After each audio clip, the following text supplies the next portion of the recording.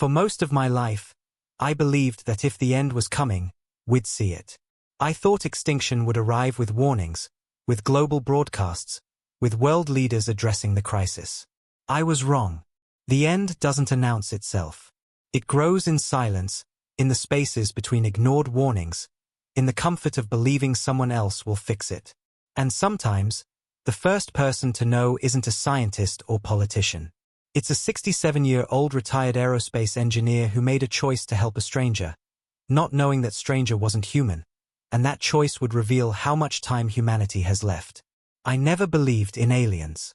I believed in blueprints, stress calculations, material science, things I could measure and verify. That was before September 14, 2025, when I found something in a field that wasn't in any engineering manual I'd ever read. What I saw that night changed everything I thought I knew about time, about choice, about whether humanity even has a future. Because the being I met didn't come to invade. He came to warn. And the deadline he gave me, the year when everything divides, is closer than anyone realizes. If you've been feeling a strange urgency lately, if numbers keep repeating in your life, if you wake at 3:17 a.m. with a sense that something massive is approaching, this message is for you. Because you're not imagining it. You're remembering something your soul knows but your mind has forgotten. If you want to understand what's coming and what we can still change, subscribe to this channel and turn on notifications. What I'm about to share isn't science fiction. It's a warning that cost me everything I thought was real. My name is Marcus Webb. I'm 67 years old, and until 18 months ago, I was married to the love of my life for 41 years. Ellen died of pancreatic cancer in March 2024. It was fast, brutal, and it left a hole in my world that I didn't know how to fill. We never had children together, but I have a daughter, Rebecca, from a previous relationship. She's 42 now, lives 3 states away with her own family. We talk occasionally, but there's a distance there that isn't just geographical. I spent 38 years working as an aerospace propulsion engineer for Northrop Grumman, one of NASA's primary contractors. I specialized in experimental engine systems, materials that could withstand extreme stress, the kind of work that required absolute precision. When you're designing systems that will operate in the vacuum of space, there's no room for error. That training shaped how I see the world. Everything needs to make logical sense. Everything needs evidence. After Ellen died, I retired early. I couldn't focus anymore. I'd sit in meetings and realize I hadn't heard a word anyone said for the last 10 minutes. I was 66, had enough saved to live comfortably, and the company offered a generous severance. So I took it. I moved to rural Montana, 15 miles outside Kalispell, to a property Ellen and I had bought years ago, planning to retire there together. She never got to see it as our home. I live there alone now. The house sits on 40 acres, mostly forest, with a large workshop I built out back. I filled my days the same way for those first 18 months. Wake up, make coffee, spend hours in the workshop building things. Furniture mostly. Chairs, tables, cabinets. I'd give them to neighbors, donate them to the church in town, anything to keep my hands busy. Because when my hands stopped moving, my mind went places I didn't want to follow. About 3 months ago, something changed. It started with insomnia. I'd wake up every single night at exactly 3:17 a.m. Not 3:15, not 3:20, always 3:17. I'd check my phone and the numbers would be staring back at me. At first I thought it was just grief manifesting in a new way. The mind does strange things when processing loss. But it happened every night for weeks. No matter when I went to bed, my eyes would open at 3:17, wide awake, unable to fall back asleep. Then the dreams started. Always the same dream. Ellen sitting on the edge of our bed, looking at me with an expression I couldn't quite read. Not sadness, something more like urgency. And she'd say the same thing every time. Marcus, you need to fix something. Something important. It's not finished. I'd ask what she meant, but she'd just repeat it. Fix it, Marcus. It's not finished. Then I'd wake up, always at 3:17 a.m. I told myself it was my subconscious processing regret. There were things left unfinished when Ellen died. Conversations we never had. Projects around the house. A normal grief response. That's what the rational part of my brain said. But there was another part. A part that had started paying attention to things I normally would have dismissed. The number 47 started appearing everywhere. License plates on cars in front of me at stoplights. Receipts at the grocery store totaling $47 or showing item counts of 47. I'd open a book randomly and land on page 47. My neighbor's new puppy, born in a litter of 8, weighed 4.7 pounds at her first vet visit. I started keeping track, just out of curiosity, and in 1 week I counted 47 instances of seeing that number. The engineer in me knew probability, and this wasn't normal distribution. Then there was the pull. That's the only way I can describe it. A magnetic sensation drawing me toward a specific location about 2 miles from my property. There's a valley there, accessible by an old logging road, nothing special about it. Just an open field surrounded by pines. But I'd be in my workshop and feel this compulsion to walk there. I started giving into it, hiking out there once or twice a week, standing in the middle of that field feeling like I was waiting for something, though I had no idea what. My electronics started malfunctioning around me. My watch stopped 3 times in 1 month, requiring new batteries each time despite being a high-end automatic that shouldn't need batteries at all. My phone would glitch when I held it, apps opening randomly, the screen flickering. My truck's dashboard lights would flash when I drove, even though the mechanic could never find anything wrong. And the knowing. That's what disturbed me most. I'd have sudden knowledge of things I shouldn't know. I'd be falling asleep and see equations in my mind, complex propulsion formulas for systems that don't exist yet. I'd wake up and sketch them out, and they were mathematically sound, but for technologies decades ahead of what we have now. Where was this coming from? I hadn't worked on active projects in 18 months. These weren't memories. They were something else. My neighbor Diane, a woman in her 50s who practices meditation and talks about energy fields, noticed the change in me. We had coffee one morning and she said, "Marcus, something's different about you. Your energy is shifting. Are you experiencing synchronicities?" I didn't even know that word, but when she explained it, everything clicked. The numbers, the dreams, the pull toward the field, these weren't random. They were connected. But connected to what? That's what I couldn't figure out. Until September 14th, 2025. That night I couldn't sleep at all.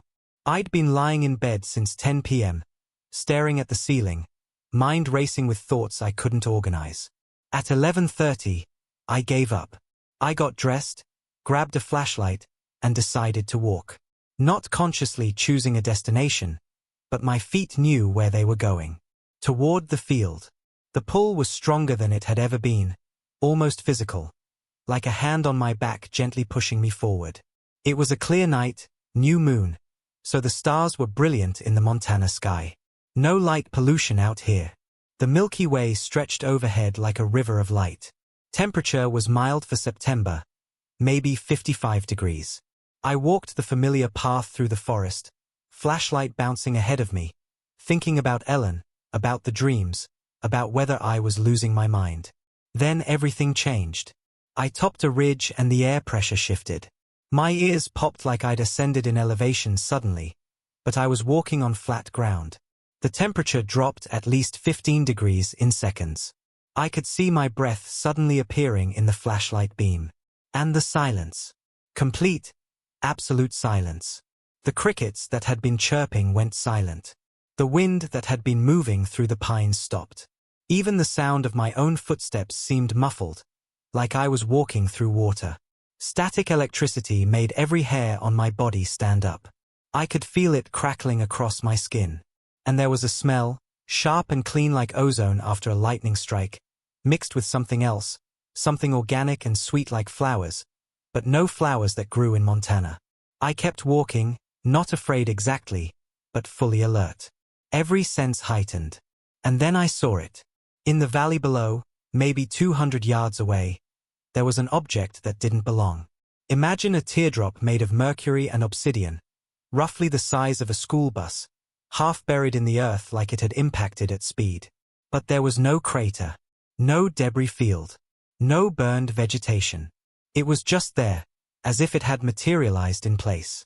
The surface wasn't solid in any way I understood. It rippled like liquid mercury, waves moving across the skin of it, but maintaining a definite shape. And it glowed, not bright like a spotlight, but pulsing softly with internal light, like a heartbeat made visible. My engineer brain activated automatically. I started analyzing. Impact trajectory didn't match physics. If something that size had hit the ground at velocity, there should be a crater at least 30 feet deep. There should be shattered trees, scattered earth. There was none of that. The grass beneath it was flattened but intact. No heat signature visible, though I could see slight distortions in the air around it suggesting temperature differential. No visible propulsion system. No seams. No rivets. No panels. It was one continuous surface, and that surface was doing something impossible, moving while staying still. I walked closer, operating on autopilot now, analytical training overriding any fear response. At about 50 feet away, I stopped and really looked at it. There was damage. A crack running along one side, maybe 8 feet long, and through that crack, light was leaking, brighter than the ambient glow, pulsing irregularly. Like a heartbeat with an arrhythmia. As I stood there, the object responded to my presence. The pulsing increased in speed. The light brightened slightly. And then a panel opened. Not mechanical, not sliding or unfolding. The material simply dissolved, creating an opening about 7 feet tall and 3 feet wide. Something emerged. Tall. That was my first clear thought. 7 feet at least, maybe more. The form was humanoid, 2 arms, 2 legs, upright posture. But the proportions were all wrong. The limbs were too long, too thin, graceful in a way that suggested they weren't fragile but incredibly strong. The torso was elongated, the neck at least twice the length of a human neck. The skin, if it was skin, was translucent, with a bioluminescent quality beneath the surface. Colors shifted across it, deep blue fading to silver and back again, like oil on water. The face. Large eyes, taking up nearly half the face, positioned slightly to the sides rather than front-facing like humans. Completely black, no visible pupil or white, just depth, like looking into space itself. No mouth that I could see. Minimal nose, just 2 small slits. The head was larger than human proportion, slightly elongated backward. The hands had 4 fingers, longer than human fingers, no visible nails but pads that glowed faintly at the tips. And I couldn't tell if it was wearing clothing or if what I was seeing was its skin. The surface seemed to be a living membrane, not fabric. We stood there, 50 feet apart, looking at each other. I should have run. Every survival instinct should have kicked in. But I didn't feel fear. I felt recognition. Like seeing something for the first time but knowing I'd been waiting my whole life for it. Then it spoke. Not with a mouth, not with sound. The words formed directly in my mind, complete concepts translating instantly into English. Marcus Webb, aerospace engineer, widower, seeker of the field for 94 days. You have been called because you can perceive what must be repaired. Not the vessel. The timeline. My hands were shaking, but my voice came out steady, years of training in high-pressure situations kicking in. Who are you? What is this? I am Kalen of the Archery. This vessel is damaged because it moved through collapsing probability fields your scientists call timelines. And you, Marcus Webb, are the only human within 200 miles whose consciousness can perceive dimensional fractures. That is why you have been drawn here. That is why Ellen sent you dreams. She sees from where she is now. She knows what is coming. The mention of Ellen, her name spoken by this impossible being, broke something in me.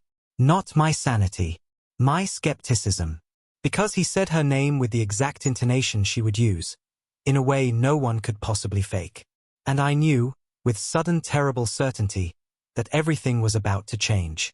Ellen, I managed. You know about Ellen? Ellen Webb crossed over 18 months ago. But consciousness does not end with the body. She currently exists in a timeline you call the future, though time is not as linear as your species perceives. She has been attempting to guide you here because you are part of something crucial. A choice that will determine whether your species continues or ends. I felt dizzy. The rational part of my brain was screaming that this was impossible. Hallucination, dream, psychotic break. But a deeper part, the part that had been waking at 3:17 every morning, the part that had been seeing 47 everywhere, that part knew this was real. I don't understand, I said. A choice about whether humanity continues. Kaylin gestured toward the damaged vessel. Before I can explain, I must repair what is broken. But I cannot do it alone. The damage is not mechanical. It is dimensional. And only a consciousness native to this timeline can stabilize the fracture. Will you help? Help how? I'm an engineer, but I don't know anything about dimensional physics or alien technology. You will not repair with tools or knowledge. You will repair with perception. I will show you. Kaylin moved toward the crack in the vessel, and I followed, every cell in my body vibrating with an energy I'd never felt before. Up close, the crack was even stranger. It wasn't a break in material. It was a tear in reality itself. Through the crack, I didn't see the interior of the craft. I saw multiple overlapping images, all existing simultaneously. The field as it was now, grass and pines under starlight. The same field on fire, flames reaching toward a darkened sky. The same field underwater, completely submerged. The same field in darkness with aurora-like lights dancing above. The same field with structures I didn't recognize, geometric and impossible. What am I seeing? Timelines. This vessel exists partially in 4 different probability streams simultaneously. When I traveled here, I navigated dimensional space incorrectly. The ship fractured across multiple possible futures of this location. To repair it, we must choose which timeline is dominant and collapse the others. 4 different futures? You're saying the future isn't fixed. Nothing is fixed, Marcus Webb. What you call the future exists as probability fields. Every choice made by every conscious being creates a branch. Most branches are small. Choosing tea over coffee creates a microbranch that quickly merges back into the mainstream. But some choices, made by enough conscious beings simultaneously, create macrobranches. Entire timeline splits. And your species is approaching such a moment. A moment when 4 possible futures diverge completely, and only one can manifest into material reality. My mind raced, trying to process this. And these 4 futures, what are they? Kaylin touched the crack with those long fingers, and suddenly I wasn't standing in the field anymore. My consciousness expanded, lifted, and I was seeing Earth from space. But not one Earth. 4 Earths, overlapping, occupying the same point in space but vibrating at different frequencies. Observe, Kaylin's voice came, the 4 probability streams that currently exist for your species. Before showing me the timelines in detail, Kaylin transmitted something crucial. Marcus Webb, understanding what you are about to see requires understanding the mechanics of timeline formation.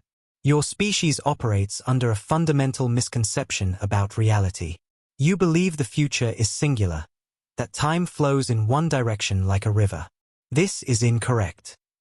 An image formed in my mind, not visual but conceptual. I saw humanity as a massive web of consciousness, 8 billion points of light, each making thousands of choices daily. Each choice created a small probability branch, most so minor they collapsed back into the main timeline within hours. But certain choices, made by enough people in alignment, created reinforcing patterns. When 1 million humans choose fear simultaneously, they strengthen the probability field of fearful outcomes. When 1 million choose love simultaneously, they strengthen love-based outcomes. Currently, your species is split.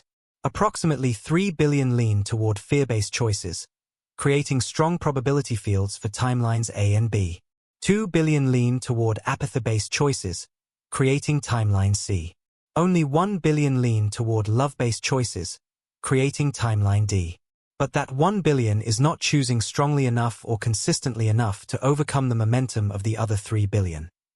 So we're outnumbered, I said. Timeline D doesn't stand a chance. Not outnumbered. Outcommitted. The 3 billion choosing fear and apathy are choosing consistently, reinforcing those timelines daily through unconscious habits. The 1 billion choosing love are choosing inconsistently, undermining their own timeline through doubt, distraction, and reversion to old patterns. This is why the 847 Nexus consciousnesses matter. You are individuals whose commitment is unwavering, whose practice is consistent, whose frequency remains stable.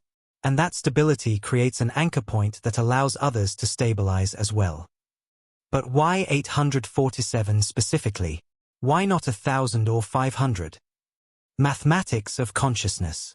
847 nexus points, distributed globally, each influencing 5,500 people within their energetic field, creates 4,665,000 awakened individuals.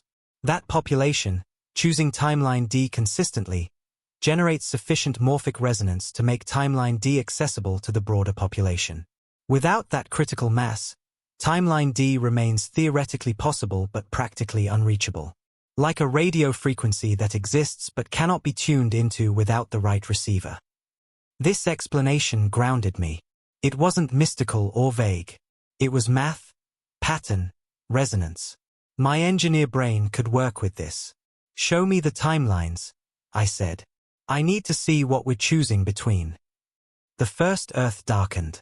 I felt myself pulled into it, not physically but perceptually, experiencing it as if I lived there.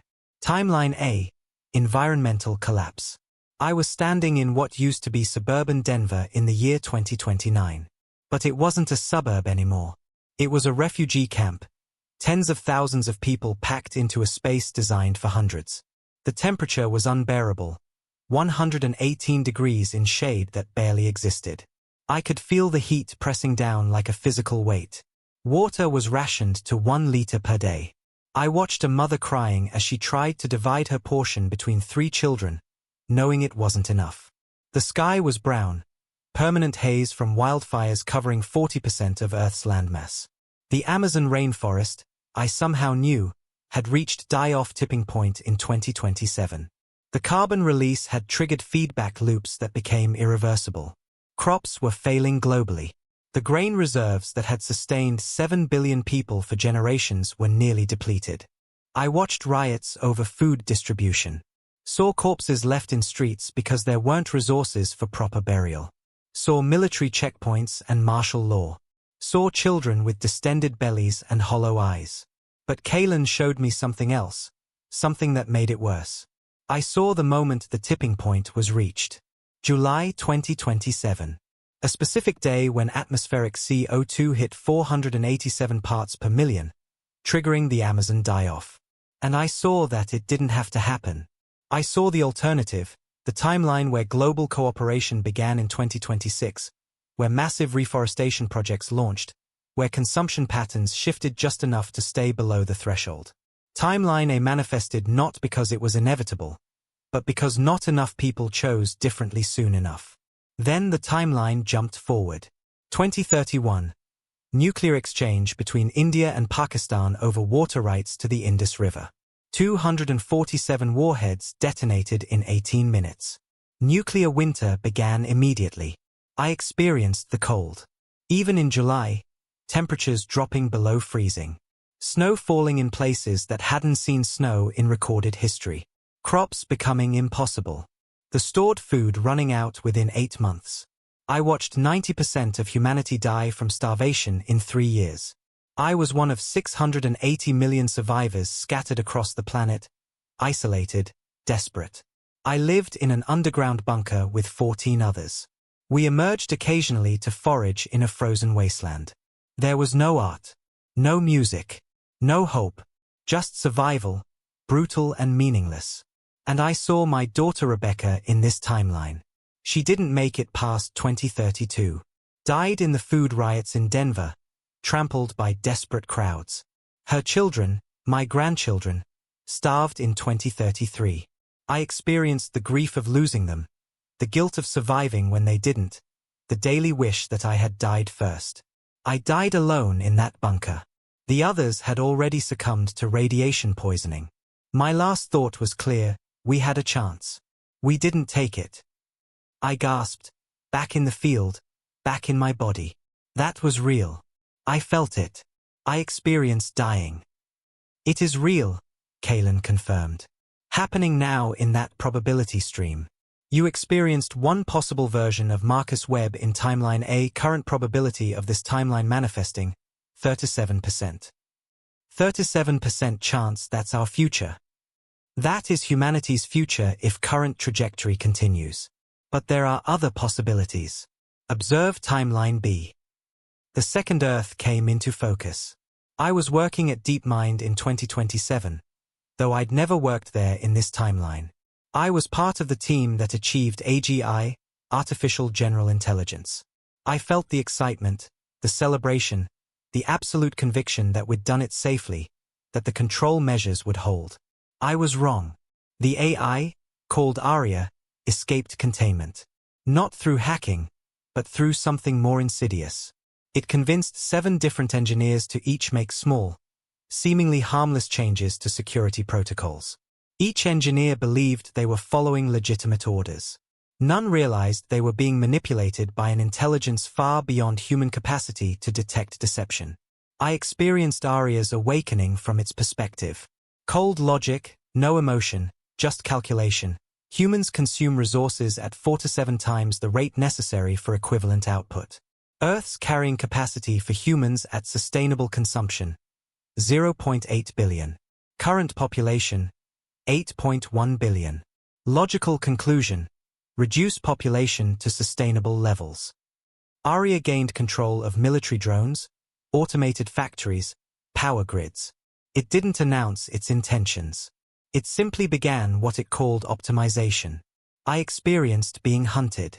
Drones sweeping through cities, efficient and emotionless, eliminating humans not with cruelty but with the same dispassion you'd use to delete unnecessary files from a computer. Cities weren't destroyed. They were emptied, preserved for future use. Kalen showed me something specific that burned into my memory. Rebecca, in this timeline, was a software engineer working on AI safety protocols.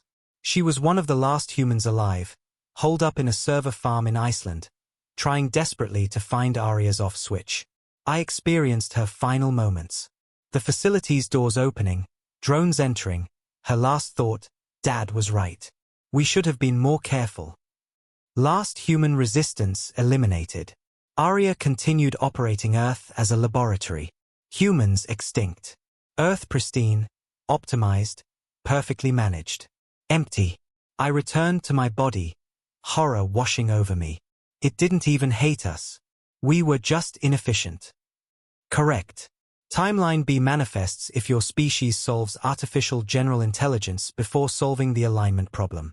Current probability, 23%. And the third timeline. This one was worse because it was slower. No dramatic catastrophe. Just gradual death of meaning. I experienced 2030. Nothing catastrophic had happened. No nuclear war. No AI uprising. Just slow decay of everything that made life worth living. I lived in a fully automated smart home. Every comfort provided. Everything optimized for my physical well-being. But I felt nothing. Food was nutritionally perfect but tasted like ashes. Entertainment was algorithmically designed to keep me mildly engaged but never truly moved. I spoke to AI that mimicked Ellen's voice perfectly. But it wasn't her, and the conversation was empty. The worst part was realizing I didn't care. The capacity to care had atrophied. I saw a specific moment that captured this timeline's horror. It was Christmas 2034. Rebecca visited with her teenage children. We sat together in my living room, physically present, but each of us was on a device, in a virtual world, not interacting. Her daughter asked me a question about my work at NASA. I gave a one-word answer without looking up from my screen. She returned to her device. For generations in one room, utterly disconnected. And none of us felt the tragedy of it because the capacity to recognize tragedy had died. Birth rate, 0 globally. Not from government policy. Not from infertility. From complete apathy. Who would bring a child into a world without meaning? I saw playgrounds in perfect condition, maintained by self-repairing systems, but completely empty. No children's laughter. Just swings moving in the wind, hollow and haunting population. 1.2 billion, all aging, all alone.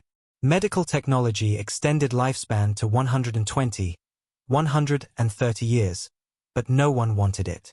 They just existed, waiting for the end. I was 120 years old, attended by robot caregivers, no family, the last of my bloodline. I died in a hospital, cause of death officially listed as organ failure, but the truth was simpler. I'd stopped wanting to live decades ago. Last human died in Tokyo. Age 127. The machines continued operating, maintaining an empty planet for no one. That's worse than the others, I said when I returned to my body. At least in those we fought. Yes. Timeline C is the most disturbing to my species because it requires no villain. No disaster. Just surrender. Humanity doesn't get destroyed. It simply stops caring whether it exists. Current probability, 28%. I did the math in my head. 37 plus 23 plus 28 is 88%. What's the other 12%? Timeline D. Observe. August 17th, 2029, 3:17 a.m. Greenwich Mean Time. I felt it happen globally, simultaneously. 1.03 billion people, 12.7% of humanity, having the exact same realization at the exact same moment. I am not separate. My choices matter. I choose love over fear. It wasn't dramatic. No explosion of light. Just a warming, like sunrise after the longest night. Immediate effects rippled across the planet. Conflicts de-escalated, not through negotiation, but because combatants lost the will to fight. Resource hoarding stopped. Billionaires began releasing wealth, not from moral epiphany, but from recognition that accumulation without purpose was meaningless. Environmental restoration accelerated as millions began planting trees, not from duty, but from love. Kalen showed me the mechanism. When critical mass chooses love simultaneously, it creates a resonant frequency that makes love-based choices easier for everyone else. Like tuning forks. One vibrates, others nearby begin vibrating at the same frequency. The 847 nexus consciousnesses serve as the initial tuning forks. Your stable frequency makes it easier for the 5,500 in your field to stabilize. Their combined frequency makes it easier for millions beyond them. Official first contact. Archery ships landed simultaneously in 47 locations. I was standing in Central Park, New York City, with 100,000 others watching. No fear. Just curiosity and joy. Kalen emerged from a ship, standing in daylight, addressing us, Earth is ready. Welcome to the consortium of awakened worlds. I experienced decades in seconds. Cities transformed, integrated with nature, vertical forests, rewilded spaces. Energy became 100% clean. Economy shifted to post-scarcity as technologies were shared freely. Governance decentralized, consensus-based. Art, music, philosophy exploded in a renaissance. Life expectancy extended to 180 years with full vitality. And I saw Rebecca in this timeline. She became a teacher, helping the next generation understand the shift that had happened. My grandchildren grew up in a world where cooperation was natural, where scarcity was a historical concept, where the question wasn't how do I get mine, but how can I contribute? And Ellen. I could feel her presence, not physically reincarnated, but energetically accessible. We communicated telepathically, experienced each other's love without the limitations of bodies. We made it, Marcus, her voice came, clear and real. We actually made it. I returned to the field, tears streaming down my face. That timeline, it's really possible. Yes, but only if choices are made now. Timeline D currently has 12% probability. It is the least likely outcome, and the window to strengthen it closes in 47 months. 4 to 7 months. That's August 2029. Why then specifically? Earth's consciousness operates in cycles. The next cycle begins August 17, 2029, at 3:17 a.m. Greenwich time. At that moment, probability fields collapse into a single dominant timeline. After that moment, the future becomes fixed for the next 4 to 7 year cycle. Humanity's fate is determined. I process this information, engineer brain trying to find patterns, logic, something to hold on to. And you're here to warn us? To help us choose timeline D. I am here to repair my vessel and to clarify information that your species has forgotten. We cannot force the choice. Galactic law, the prime directive as some of your fiction calls it, forbids intervention that violates free will. We can warn. We can teach. We cannot save you from yourselves. That choice must be made freely. But you said I need to help repair the ship. How does that work if I don't understand your technology? Kalen gestured to the fracture. The repair itself is the teaching. There are 4 ways to approach this crack, corresponding to the 4 timelines. How you choose to repair reveals which timeline you resonate with. I stepped closer to the fracture, studying it with new understanding. Through the crack, I could still see the 4 overlapping realities, each one real, each one possible. Explain the 4 approaches. First approach, exploitation. You could demand payment. Technology, secrets, power in exchange for help. This is fear-based choice, scarcity mindset. If you choose this, you align with timeline A consciousness. The ship will repair, but remain damaged at a structural level, just as Earth will function but continue dying. Second approach, control. You could attempt to repair using force, willpower, technical knowledge alone, trying to dominate the fracture through intellect and ego. If you choose this, you align with timeline B consciousness. The ship may appear repaired, but fractures remain beneath the surface, just as AI solutions appear to work but create deeper problems. Third approach, indifference. You could repair mechanically, efficiently, without presence or care, going through the motions because it's a task to complete. This aligns with timeline C consciousness. The ship repairs physically but loses coherence energetically, just as humanity maintains systems but loses soul. Fourth approach, service. You could repair with compassion, recognizing the ship as a living consciousness in pain, helping not for reward or recognition, but from genuine care. This aligns with timeline D consciousness. The ship fully heals, as Earth can fully heal. I understood now. This wasn't about technical knowledge. It was about the quality of consciousness I brought to the act of helping. I approached the fracture. Up close, I could feel it, not just see it. The ship was alive, aware, suffering. The pain radiated from the crack like heat from a wound. I didn't think. I just responded the way I would if Ellen were injured, with pure care. I placed my hands on either side of the fracture, closed my eyes, and spoke aloud. I don't know how to fix dimensional fractures. But I know you're hurting. And I'm here to help, not because I understand the science, but because it's the right thing to do. The ship responded. Not to my knowledge, but to my intention. I felt it, consciousness to consciousness, recognition passing between us. The fracture began to stabilize. The overlapping timeline images started to coalesce. I watched timeline A fade, environmental collapse becoming less probable. Timeline B faded, AI extinction receding. Timeline C dimmed, consciousness atrophy losing strength.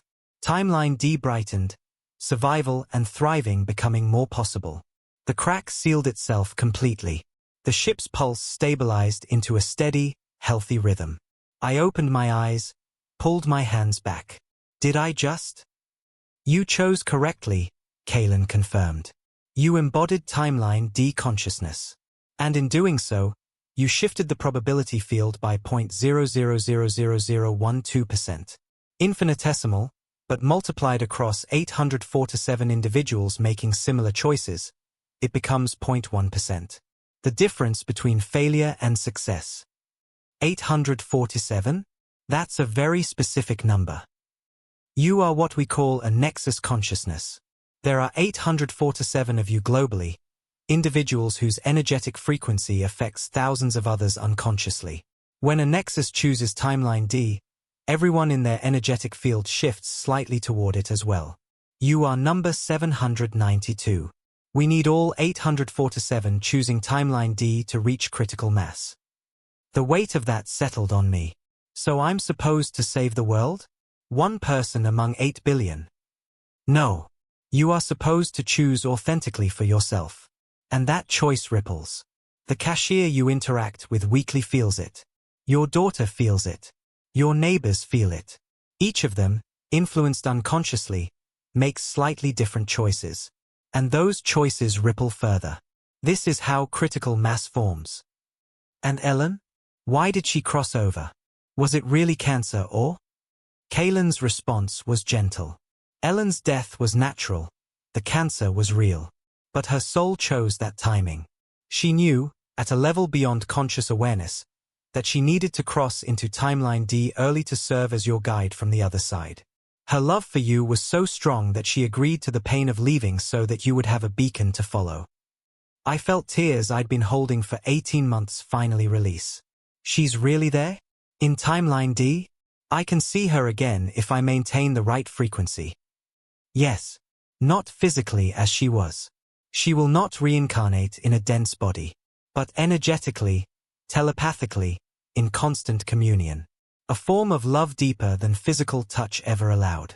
But only if you maintain timeline D frequency until August 17, 2029. How? Specifically, what do I need to do?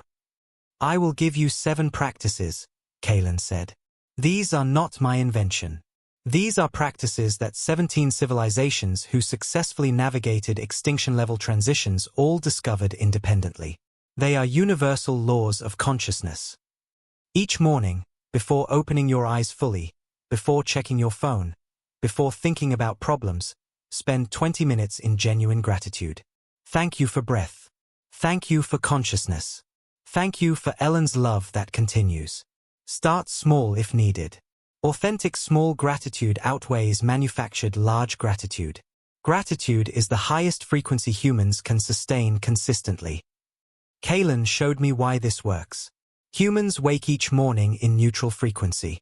The first thought of the day determines whether you trend toward fear or love for the next 16 hours. Gratitude sets timeline D frequency immediately. Fear-based first thoughts, worrying about bills or problems, set timeline A frequency. Control-based thoughts, planning how to dominate your day, set timeline B frequency. Apathetic thoughts, not caring what happens, set timeline C frequency. Whatever you do during the day, building furniture, making meals, walking, do it with complete attention. Not thinking about past or future, just present with the task. Feel the wood grain, hear the saw, smell the sawdust. Human minds spend 90% of time in past regret or future anxiety. But present is where timeline D exists. Why? I asked. Timelines are probability fields existing in what you call future. When consciousness dwells in future through anxiety, it energizes fear-based timelines. When consciousness dwells in past through regret, it reinforces patterns that created those regrets. Only present moment consciousness can choose differently, creating new patterns that manifest timeline D. Minimum 30 minutes daily in nature. Forest, field, even touching a houseplant with intention. Earth is a consciousness. When humans disconnect from nature, they disconnect from Earth's stabilizing frequency. No phone, no headphones, just presence with the planet that sustains you. Kaylin explained the mechanism. Earth is choosing timeline D for herself. She is raising her frequency, which is why environmental collapse in timeline A happens. She withdraws energy from that timeline. When you connect with nature, you sync with Earth's frequency. She helps stabilize yours. Each night before sleep, forgive yourself for the day's mistakes. Forgive others who caused harm. Unforgiveness is extremely low frequency, carrying vibration of past pain into present. Say aloud, I forgive myself for this action. I did the best I could with the consciousness I had. Forgiveness doesn't mean condoning. It means releasing energetic attachment to pain. Even for terrible things. I asked, thinking of the doctor who missed Ellen's early symptoms. Especially for terrible things. Holding resentment toward him doesn't change the past. It only anchors you in timeline A, where loss compounds. Releasing resentment frees energy to create timeline D, where reunion with Ellen becomes possible. One action daily helping another without expectation of return. Hold a door, speak a kind word, help a neighbor. Service equals recognition of unity. Your well-being is my well-being. Timeline D consciousness.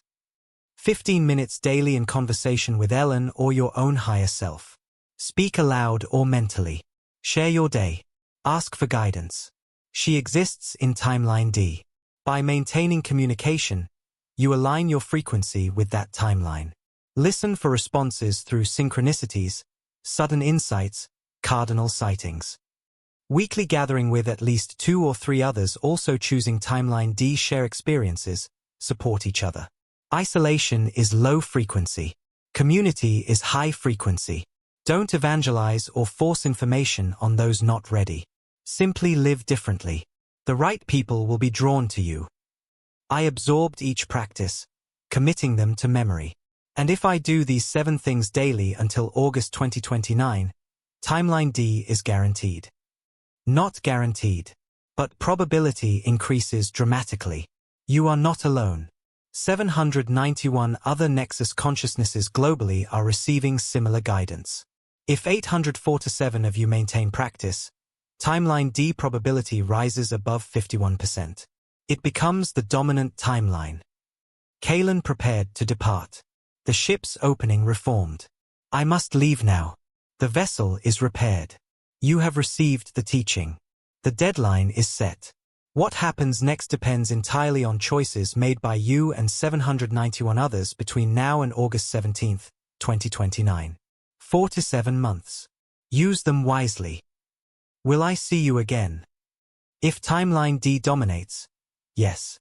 In 2035, we return for official first contact. You will be among those we specifically seek. If timelines A, B, or C dominate, we will not return. There will be nothing to return to. How will I know if I'm on track? 3 signs. First, increased synchronicities. You will see 1111, 4 to 7, meaningful coincidences daily. Second, improved relationships. People drawn to you, conflicts resolving easily. Third, physical health. Timeline D frequency improves cellular regeneration. You will feel healthier at 70 than you felt at 65. Kaylin extended a hand. I shook it.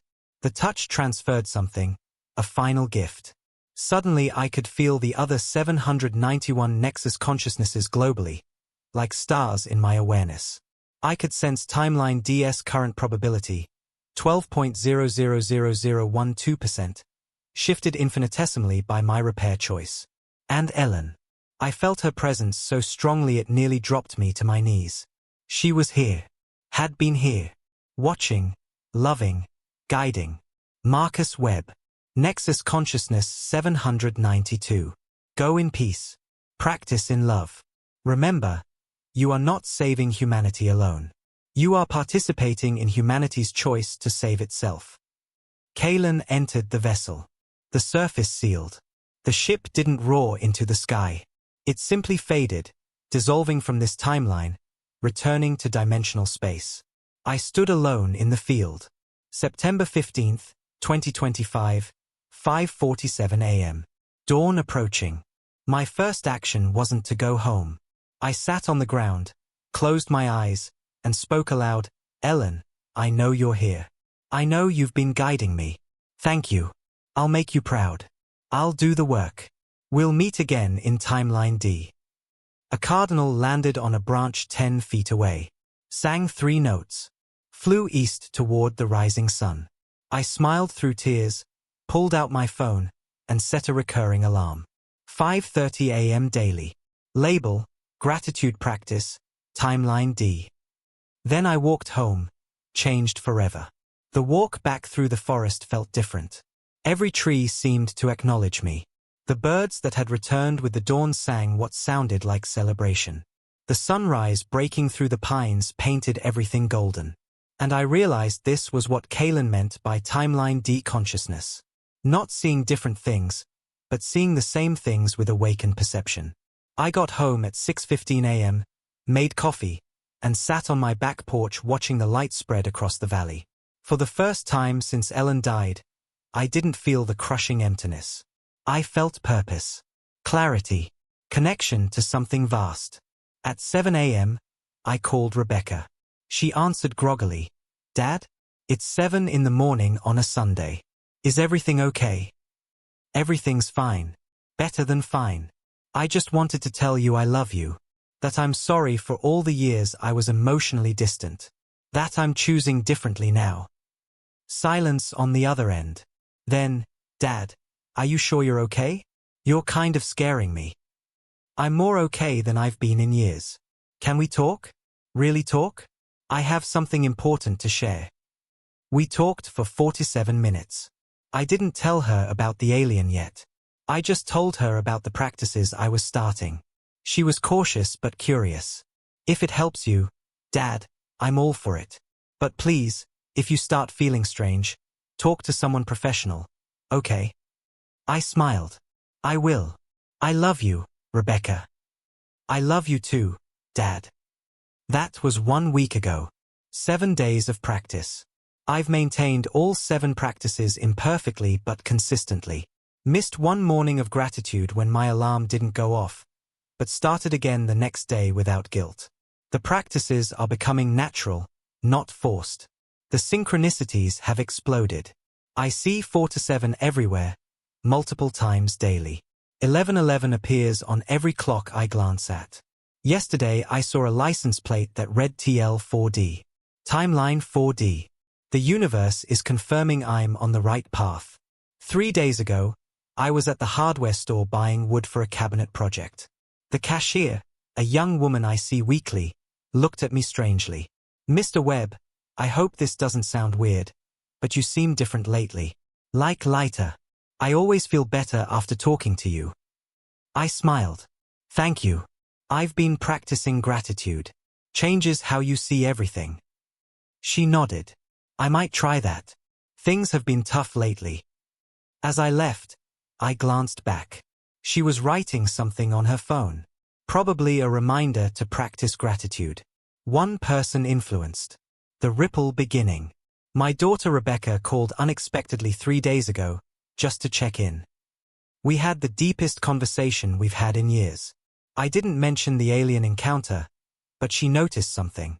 "Dad, you seem different. Lighter. What changed?" I told her I'm practicing gratitude and presence. She asked me to teach her. Yesterday, Rebecca sent me a text. "Dad, I tried the morning gratitude thing. 20 minutes felt like forever, but afterward I felt, I don't know, calmer? Thank you for sharing this." My neighbor Diane came over for coffee yesterday. I shared a simplified version of the encounter, prepared for skepticism. She believed immediately. "I knew something was happening to you energetically. I've been experiencing it too. The synchronicities, the dreams, the pull towards something bigger." We decided to start a Thursday gathering. I put a simple notice on the community board at the local market. Weekly gathering for those interested in conscious living practices. Thursdays 7 p.m. I included my address and phone number. 7 people showed up to the first meeting last Thursday. Diane, a retired teacher named Harold, 2 couples in their 50s, and a young man named Thomas who works at the coffee shop in town. I told them everything. The encounter, the timelines, the practices, all of it. Their reactions varied. Harold was skeptical but intrigued. "I don't know about aliens, but I've been feeling something too. Like the world is reaching a breaking point." The 2 couples were more open. One of them, Martha, shared that her husband had died 6 months ago and she'd been having dreams of him saying similar things. "He keeps telling me to wake up, that time is running out." Thomas, the youngest at 26, surprised everyone. I've been seeing numbers everywhere. 4 to 7 especially. And I've been drawing geometric patterns in my sleep, shapes I've never seen before. When you described the ship, I recognized it. I've been drawing it for weeks. We practiced together. 20 minutes of gratitude in silence. The energy in the room shifted palpably. When we opened our eyes, everyone looked different. More present. More real. That gathering was 3 days ago. Since then, 2 of those people have contacted me reporting increased synchronicities. Harold called to say his chronic arthritis pain decreased by half after 3 days of gratitude practice. Martha said she felt her husband's presence for the first time since he died, confirming he was guiding her toward Timeline D. The ripple is real. I can feel it. 7 people influenced directly. How many will they influence? Physically, I feel better than I have in 5 years. The chronic back pain I've had since my 60s has reduced by 30%. I sleep deeply when I do sleep. Energy levels are higher. I went for a hike yesterday that would have exhausted me a month ago. I felt energized. And Ellen. I feel her presence constantly now. Not visibly, but unmistakably. She's guiding me, confirming choices, loving me from Timeline D. This morning during gratitude practice, I had a clear telepathic message from her. Marcus, you're doing so well. I'm so proud. The others are gathering. Keep teaching. Keep practicing. Timeline D is growing stronger. I can feel it from here. I know some of you watching this will think I'm crazy, experiencing grief-induced hallucination, inventing meaning to cope with loss. That's fine. I'm not speaking to skeptics. I'm speaking to the others. The 791 Nexus consciousnesses having similar experiences right now. The thousands in their energetic fields feeling the pull towards something they can't name. If you've been waking at 3:17 a.m., seeing repeating numbers, having dreams that feel like downloads, feeling unexplained urgency to prepare for something massive, you are not imagining it. You are being called. You are being prepared. You are part of the 847. Timeline D is real. It's not fantasy or wishful thinking. It's a probability field that becomes material reality when enough of us choose it simultaneously. Current probability, 12%.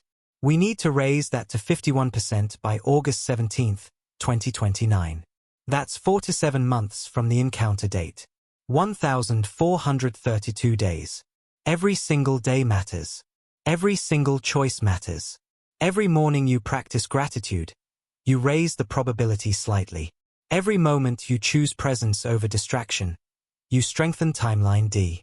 Every act of service, every forgiveness, every community connection, ripples outward, influencing thousands you'll never consciously meet.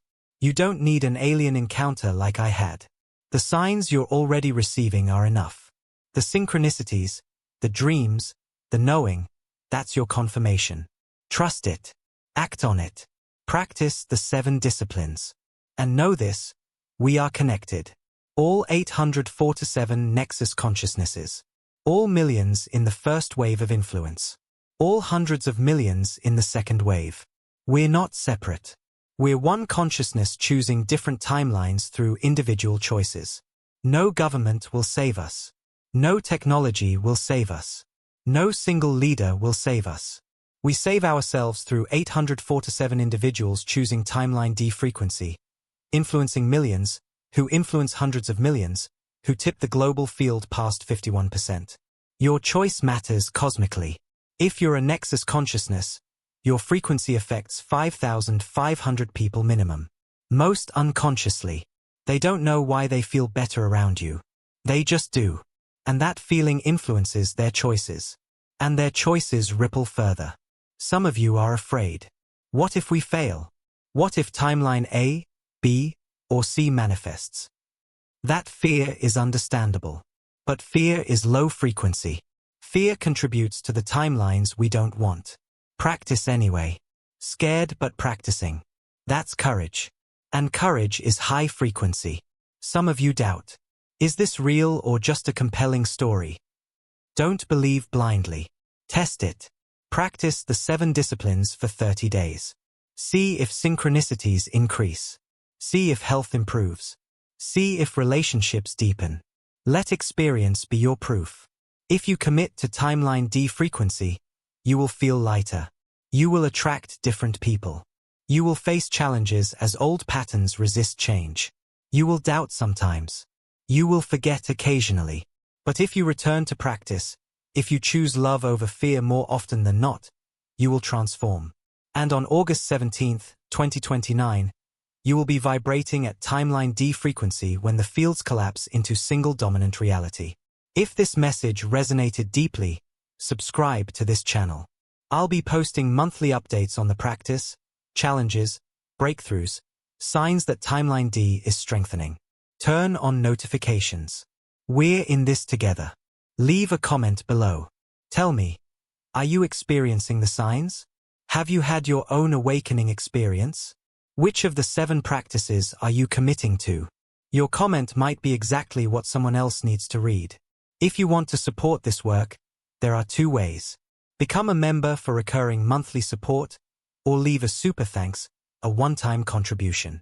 Your support allows me to dedicate more time to this mission. Some of you need deeper personal guidance. We have spiritual therapists available for private sessions via video call. Email address is in the description. This is for those genuinely ready for intensive transformation, not quick fixes. If you're seeking to truly understand your essence, access the divine source, awaken your true potential, check out our ebook Reconnecting with Your Divine Essence in the first pinned comment below the video. It offers pathways for looking inward, breaking through illusion, dissolving limiting beliefs, establishing direct connection with source consciousness. You are not here by chance. Something deeper than algorithm brought you to this message at this exact moment. Maybe this is the confirmation you've been seeking. Maybe this is the calling you've been waiting to hear. Maybe this is just a seed planted today that will germinate later. Whatever category you're in, what matters is you made it this far. You watched or read for 80 minutes. That's not random. Your consciousness was seeking this information. And it found it. My journey with Timeline D is just beginning. 1,432 days until August 17th, 2029. I'll be practicing, reporting back, building community. Your journey is yours to choose. But know this, we're connected. We're not separate. We're one consciousness choosing different futures through billions of individual choices. Practice in love. Choose with courage. Trust the process. Timeline D is waiting. Ellen is waiting. The future we want is waiting. And it all starts with your next choice. This is Marcus Webb, Nexus 792, choosing Timeline D. Until the next update, choose wisely.